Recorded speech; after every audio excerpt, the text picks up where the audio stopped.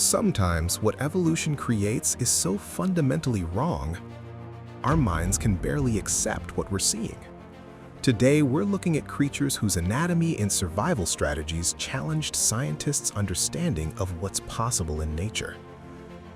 Let's start with something that shouldn't have a skeleton. The goblin shark, a living fossil that hunts like a nightmare. Picture this. You're in a submarine, deep in the ocean's twilight zone, when something drifts past your viewport. At first, it looks almost normal, a shark, pinkish gray skin, but then you see its face. The snout extends forward like a flattened sword, the jaw hangs slack, and then, without warning, the jaw launches forward from inside its skull, extending outward like a xenomorph, lined with needle teeth, snapping closed on prey before retracting back into place. This is the goblin shark. It's called a living fossil because it's remained virtually unchanged for 125 million years. It survived the asteroid that killed the dinosaurs.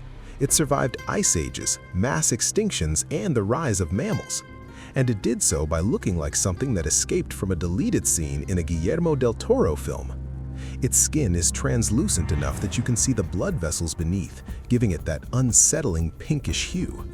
Its eyes are tiny, almost useless. It doesn't need them. It hunts by electroreception, sensing the bioelectric fields of prey in total darkness.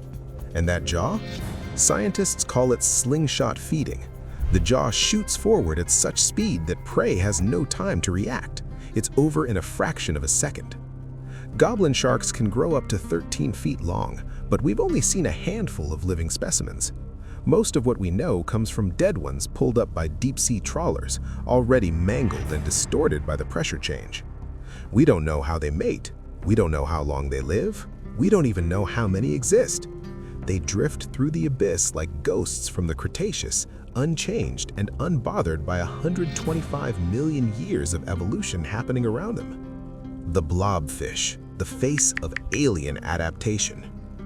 You've seen the pictures. The saggy, gelatinous face, the drooping frown, the dead-eyed stare of an animal that looks like it's given up on existence. The blobfish has become a meme, a joke, the world's ugliest animal.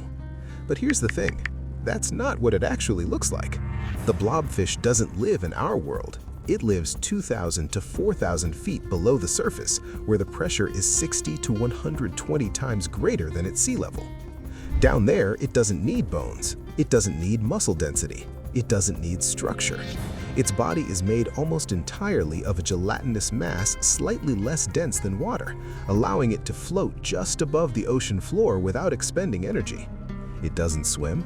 It doesn't hunt. It just exists, drifting along, mouth open, waiting for food to float into it. In its natural habitat, the blobfish looks normal, almost fish-like.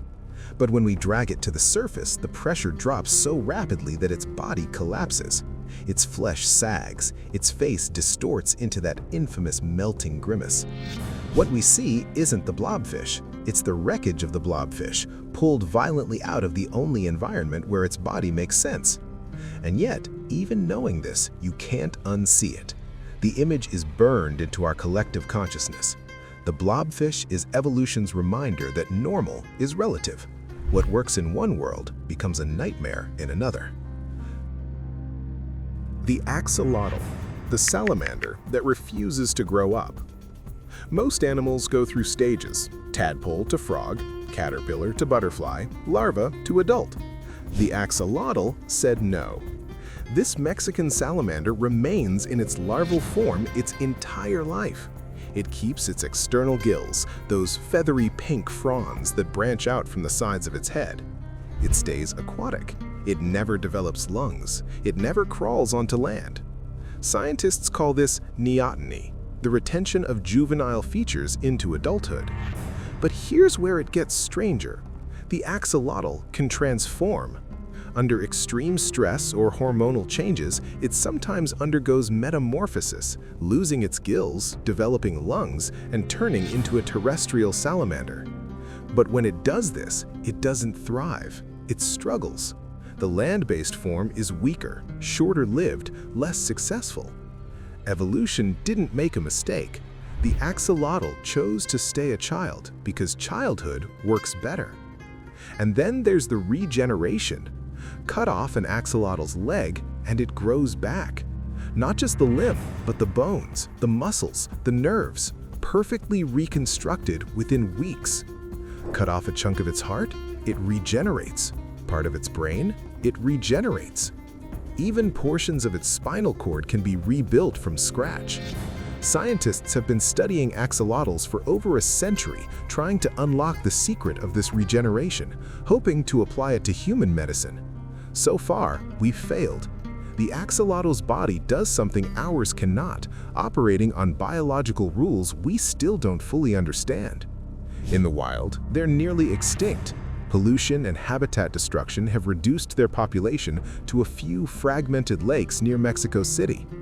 But in labs and aquariums around the world, they thrive. Thousands of them, pink, white, golden, black, eternally smiling with that strange, wide-mouthed grin. They refuse to grow up, they refuse to die, and they do it all while looking like a Pokemon designed by someone on hallucinogens.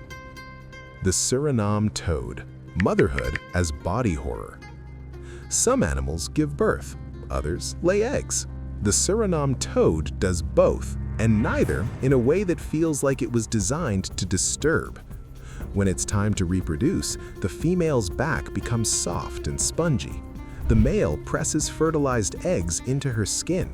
Her flesh swells around them, forming individual pockets, dozens of them, buried just beneath the surface. For months, the eggs develop inside her back. You can see them, small lumps beneath the skin, moving, growing. And then, when they're ready, the babies don't hatch out into water like normal tadpoles. They emerge fully formed, tiny, perfect toads, erupting from her mother's back in slow motion, like something out of a Cronenberg film. Her skin stretches, each pocket opens. One by one, baby toads wriggle free, pop out, and swim away.